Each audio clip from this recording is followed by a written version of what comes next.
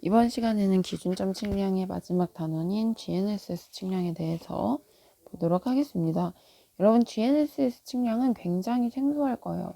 하지만 최근 들어서 가장 많이 나오는 단원이기 때문에 정말 꼼꼼하게 살펴보고 정확하게 이해를 해야 됩니다. 그래서 일단은 GNSS 측량은 뭐랑 같은 거라고 보시면 되냐면 GPS랑 같은 거라고 생각을 하시면 돼요. 여러분이 알고 있는 그 GPS. 그렇지만 GNSS가 GPS랑 같은 거다. 이건 아닙니다.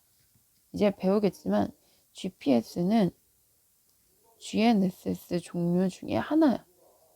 GNSS 안에 이것도 있고 뒤에 콤파스라는 기계도 있고 여러 가지가 있어요.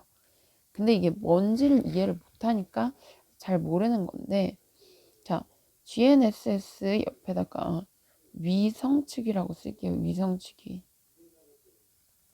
위성측이라는 거는 뭐냐면, 위성은 여러분 알고 있는 인공위성과 같습니다. 지구가 이렇게 있고 지구 주변에 영화에서도 봤을 거예요. 이런 인공위성 있지, 이렇게 삥삥삥 도는 거. 그런 것들을 위성이라고 하는데, 그래서 위성은 뭐냐면 행성의, 지구도 행성이죠. 행성의 주위를 회전하는 천체를 위성이라고 합니다. 그래서 이런 위성들을 가지고 위치를 측량하는 것이 바로 GNSS 측량이에요.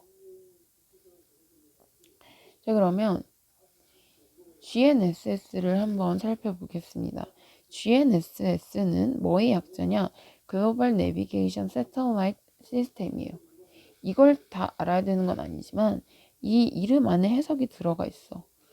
전 세계적인 글로벌 내비게이션은 여러분 차에 내비게이션 있는 거 들어봤죠? 그거랑 같은 건데 항법이라고 해석을 할 수가 있어요. 항법이 뭐냐면 배나 비행기 같은 경우는 이렇게 차처럼 도로가 딱 눈에 보이는 게 아니죠. 왜냐하면 얘는 바다고 얘는 하늘이잖아. 길을 어떻게 찾아야 되겠어? 알려줘야 길을 찾아가죠. 그래서 항법이라는 뜻인데 이거는 길을 찾아간다라는 뜻입니다. 이렇게 생각하면 돼요. 그래서 전 세계적으로 길을 찾아주는 우주, 세터라이트이 우주란 뜻이에요. 우주에 있는 시스템이다. 이 얘기지. 아까 그림으로 그려줬죠. 지구가 있고 이렇게 인공위성이 지구의 주위를 돌아다니면 이 인공위성에서 지구에 전파를 보내. 그래서 지금 위치가 어디고 어떻게 해야 되고 시간은 뭐고 날씨는 어떻고 이런 걸 모든 걸 다 전파를 전송해 준단 말이야. 그래서 전 세계적으로 항법, 길을 알려주는 우주 시스템을 GNSS라고 하고 그 중에 하나가 뭐라고? GPS입니다. 이건 뒤에서 나오겠지만 얘는 미국에서 만든 GNSS의 종류 중에 하나예요.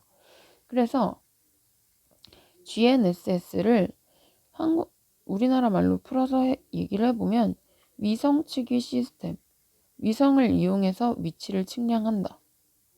또는 위성 항법 시스템, 위성을 가지고 길을 찾아주는 시스템이다. 그래서 GNSS는 우주에서 지구의 주위를 돌면서 지구상의 위치나 길을 알려주고 시간과 기상 정보를 제공하는 인공위성 자체를 GNSS라고 합니다. 이런 인공위성들을 GNSS라고 한다. 그럼 그렇게 위치나 길, 시간, 기상 정보를 제공해 주려면 뭐를 보내야겠어? 위성에서 신호를 전파해야겠죠. 그래서 그런 인공위성들을 GNSS라고 합니다. 이게 GNSS의 정의예요. 책을 그냥 대충 GNS는 인공위성이래 이렇게 보면 안 돼요. 이런 말들도 다 읽어봐야 된다고. 그래서 GNSS는 인공위성이고 그 안에 종류에 뭐가 있는 거냐면 GPS, 글로나스라고 읽어요. 글로나스, 갈릴레오, 콤파스와 같은 위성 시스템이 있어요. 또 이게 정확하게 바로 위치를 알려주면 좋겠지만 항상 정확한 게 아니야. 항상 정확한 게 아니겠지. 그래서 얘네들을 보강시켜주는 시스템이 있어요. 보강 시스템. 두 가지. 정지위성 기반 보강 시스템, 얘를 스바스라고 읽을게요. 그리고 지상기준국 기반 보강 시스템, GBAS 이렇게 있는데 이거는 뒤에서 더 자세히 볼 거야. 그렇기 때문에 이렇게 보면 돼요. GNSS가 우주 공간에서 전파 신호를 전송해서 위치나 길, 시간, 정보들을 알려주는 인공위성이라고 했지. 그래서 GNSS는 인공위성들로도 구성되어 있지만 뭐도 있냐? 보강해주는 보강 시스템도 다 이 안에 포함되어 있는 거예요. 이렇게. 그래서 인공위성에는 GPS, 이건 미국 거, 글로나스는 러시아 거예요. 뒤에서 나올 거야. 그리고 갈릴레오, 얘는 유럽, 그리고 콤파스는 중국 거. 이렇게 인공위성이 있고 얘네들을 보강해주는 시스템은 두 개 있다. S바스, G바스. 이렇게 얘네들을 총 다 합해서 GNSS라고 부르는 겁니다. 자, 그래서 이런 것들을 모두 포함하는 전 세계의 위성 측량 시스템 또는 위성 측위 시스템, 위성 항법 시스템들을 다 GNSS라고 했다. 이렇게 이해하면 되겠습니다. 자, 그러면 뒤에 표 3-20을 보면 현재 운영 중인 GNSS 시스템들이 나와.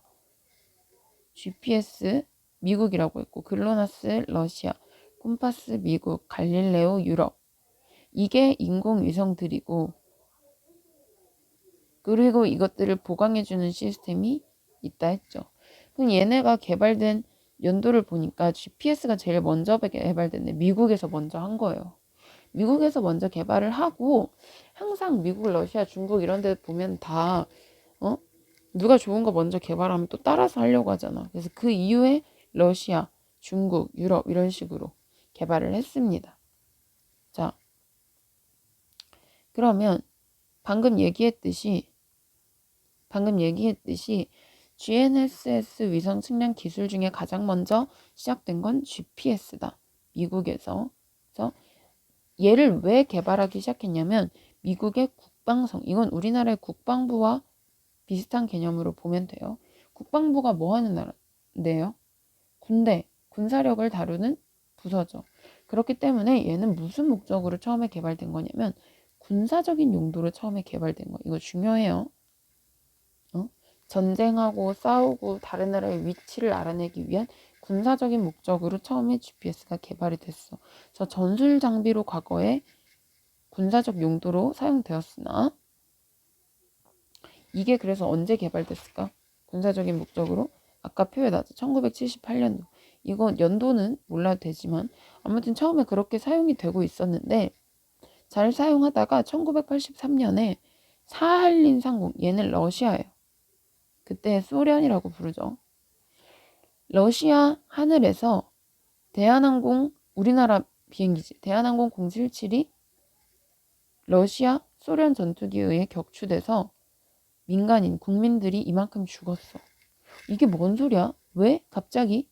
자, 러시아가 있고, 러시아 엄청 크죠. 그리고 우리나라 조그맣게 이렇게 붙어 있고, 미국이 있어요. 그래서 얘네 둘이 전쟁을 벌이고 있었어. 그래서 러시아의 비행기가 미국의 비행기를 따라가려고 했는데 이렇게 따라가서 격파시키려고 했는데 우리나라가 그런 사실을 알고 있었을까?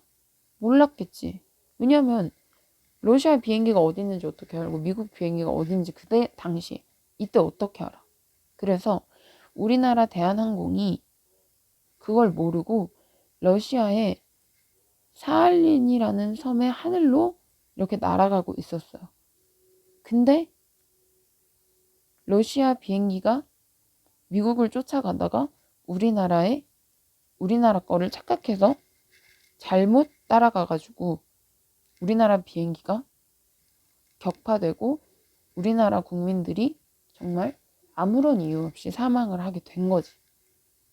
아, 이게 뭔 일이야 해서 그때 당시 미국의 대통령이 이러한 일이 다시 일어나지를 않기를 바랬기 때문에 군사적 용도로만, 군사 장비로만 쓰였던 GPS를 민간 국민들에게 공개하기 시작합니다. 왜?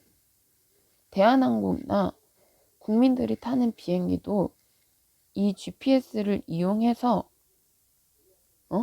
위치를 파악을 해야겠다. 근데 얘는 군사적 용도로 사용했기 때문에 정확도가 엄청 높았겠지. 근데 민간에 그 정확도가 높은 그 상태 그대로 공개를 해버리면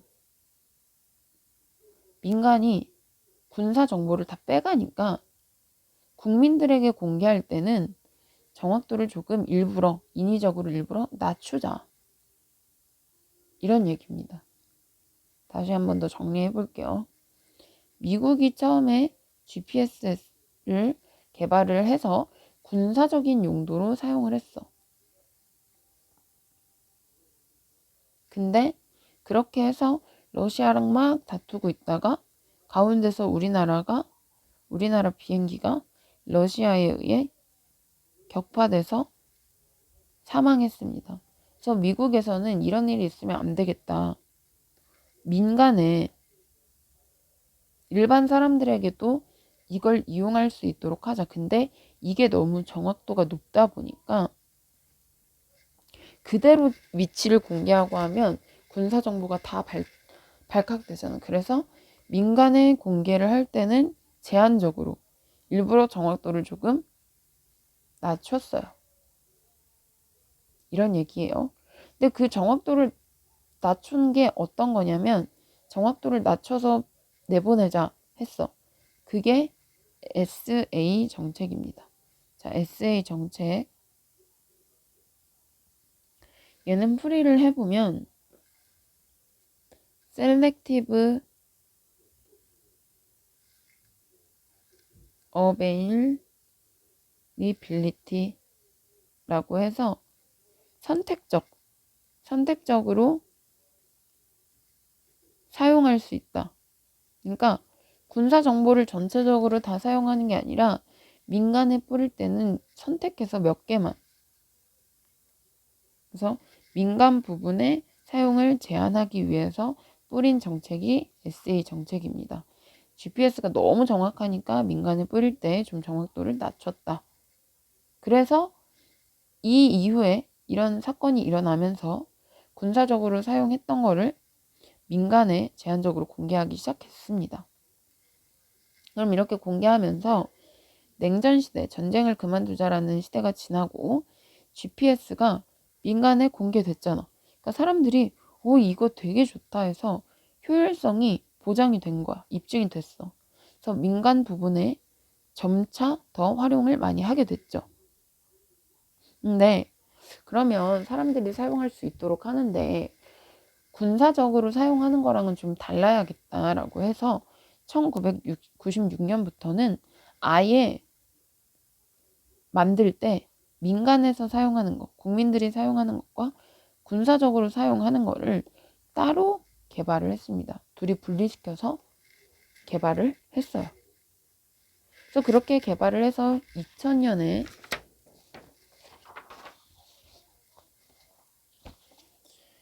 2000년 5월 1일에 SA 정책을 해제했다. 선생님 아까 SA 정책으로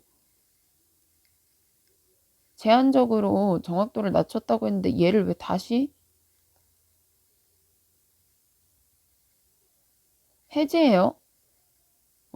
이제는 민간용하고 군사용이 따로 있기 때문에 국민들이 쓰는 것도 정확도를 낮출 필요가 없이 정확도가 높으면 좋겠지. 운전하고 배나 비행기 몰 때 정확도가 높으면 좋잖아. 그래서 이제는 다시 이 정책을 해제해서 다시 민간용에 뿌리는 것도 정확도를 높여줬습니다.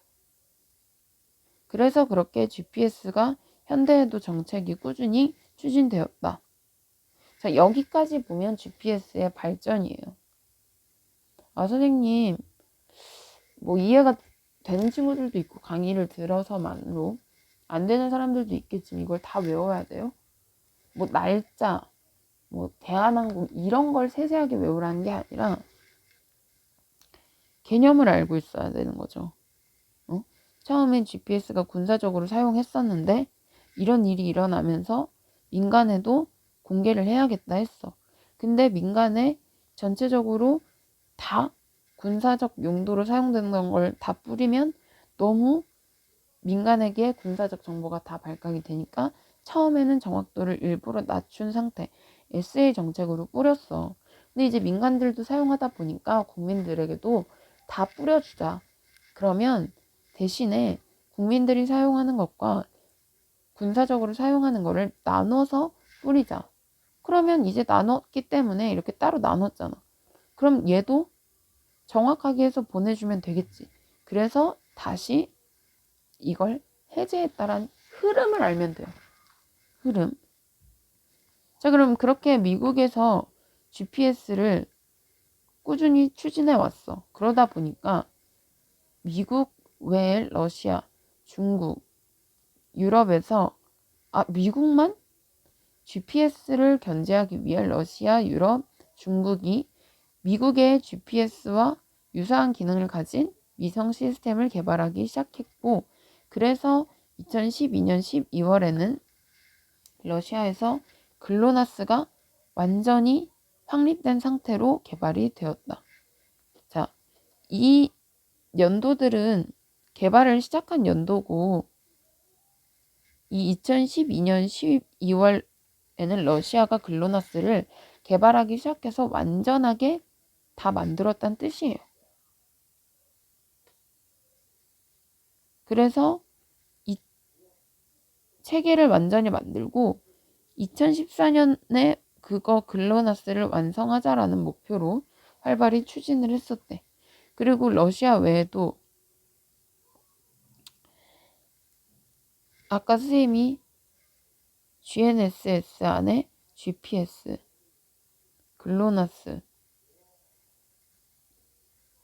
콤파스, 갈릴레오 이렇게 인공위성 시스템이 있고 이것들을 보강해 주는 것도 있다 했죠. 그래서 여기 보니까 그 밖에도 위성 신호의 사각 지역을 보완한대. 인공위성이 전파를 수신하는 거다 보니까 전파를 받지 못하는 사각지대가 있겠죠. 이런 것들을 보완하고 정확도를 높이는 걸 목적으로 보강해주는 시스템도 개발을 했다고 합니다.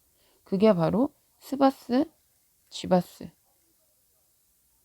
그 스바스 종류에는 북미, 중남미, 와스, 아시아의 M, 사스, 인도 거, 이런 거 있는데 이런 이름은 한 번씩 보시고 어쨌든 중요한 건 GNSS 안에는 이렇게 인공위성과 얘네들을 보강해주는 시스템 크게 두 가지로 나뉜다라는 거.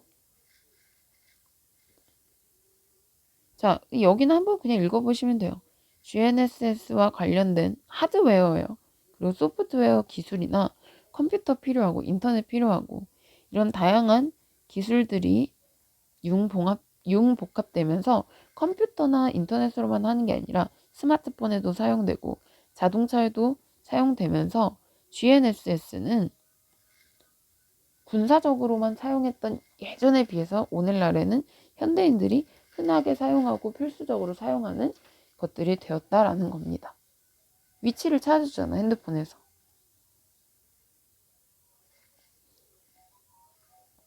그래서 이 표를 한번 보면은 미국의 GPS, 러시아의 글로나스, 중국의 콤파스, 유럽의 갈릴레오 이렇게 있고 이런 거 보면 활동 위성수 32개 이런 거 표를 다 외울 필요는 없어요. 이런 종류들이 있다.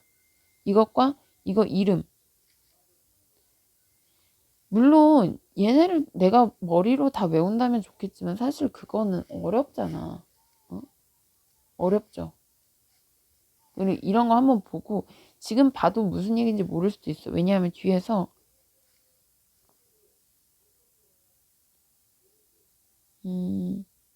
우리 책엔 안 나와 있네. 따로 필기를 해야겠네.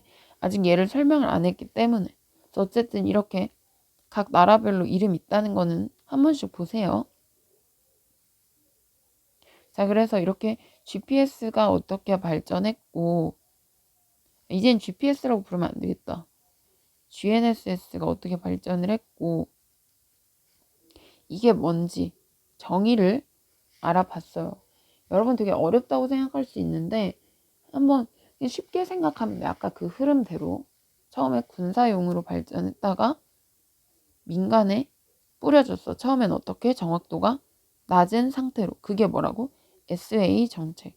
근데 여러분 사용하다 보니까 편하지. 그래서 민간에도 뿌리는데 이제는 민간용과 군사용을 분리해서 뿌리기 시작했다. 라는 거. 자, 이렇게 보시면 되겠습니다.